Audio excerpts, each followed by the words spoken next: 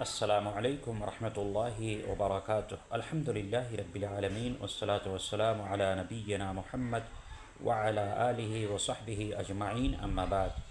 محترم ناظرین، کتاب و سنت میں اعتکاف کی بڑی فضیلت آئی ہے۔ اما عائشہ رضی اللہ عنہا سے روایت ہے کہ رسول اللہ صلی اللہ علیہ وسلم رمضان کے اخیر عشرہ میں اعتکاف فرماتے تھے، یہاں تک کہ اللہ تعالی نے آپ کو وفات دے دی۔ پھر آپ کے بعد آپ کی ازواج مطہرات نے اعتکاف فرمایا۔ محترم ناظرین، اعتکاف کے لغوی معنی رکے رہنے کے ہیں، اور شریعت کی اصطلاح میں عبادت کی غرض سے مسجد میں بیٹھنے کو اعتکاف کہتے ہیں۔ محترم ناظرین، اللہ کے رسول صلی اللہ علیہ وسلم نے اعتکاف فرمایا ہے، بلکہ جس سال آپ کا انتقال ہوا آپ نے پورے 20 دنوں کا اعتکاف فرمایا، اور آپ کے انتقال کے بعد آپ کی ازواج مطہرات نے بھی اعتکاف کیا ہے۔ اس سے پتہ چلا کہ جہاں مرد حضرات اعتکاف میں بیٹھ سکتے ہیں، عورتیں بھی اعتکاف میں بیٹھ سکتی ہیں، لیکن شرط یہ ہے کہ اعتکاف مسجد میں بیٹھا جائے۔ محترم ناظرین، اعتکاف کے کچھ آداب ہیں، کچھ شروط ہیں جنہیں ملحوظ خاطر رکھنا ضروری ہے۔ مثلا ایک معتکف کو چاہیے کہ اعتکاف کی حالت میں وہ مسجد سے باہر نہ نکلے۔ ہاں، اگر اسے ضرورت آن پڑے، قضائے حاجت پیش آ جائے، یا اسے کھانا پہنچانے والا کوئی نہ ہو، تو اس کے لیے وہ گھر جا سکتا ہے۔ اسی طرح سے وہ بیمار ہے، ڈاکٹر سے چیک اپ کرانے کے لیے جا سکتا ہے، لیکن بلا ضرورت اسے مسجد سے جائے اعتکاف سے باہر نہیں نکلنا چاہیے۔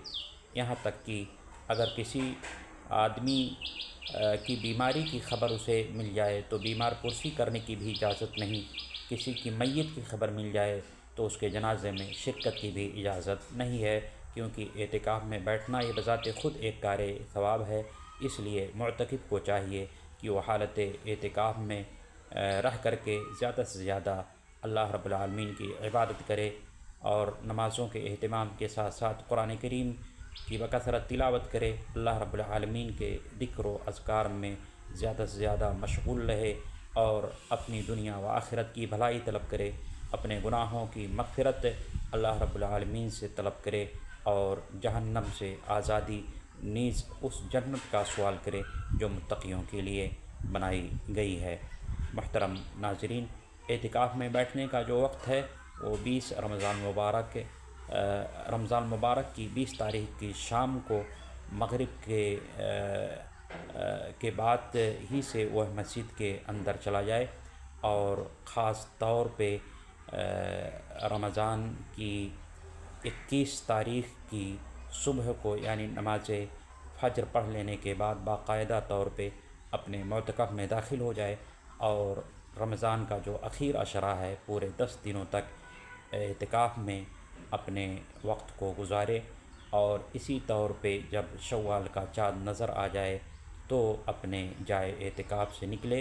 لیکن بہتر یہ ہے کہ عید کی رات بھی وہ معتکف میں گزارے، اور جب فجر کی نماز ادا کر لے تو اپنے گھر آئے، اور پھر نہا دھو کر کے وہ عید الفطر کی نماز پڑھے۔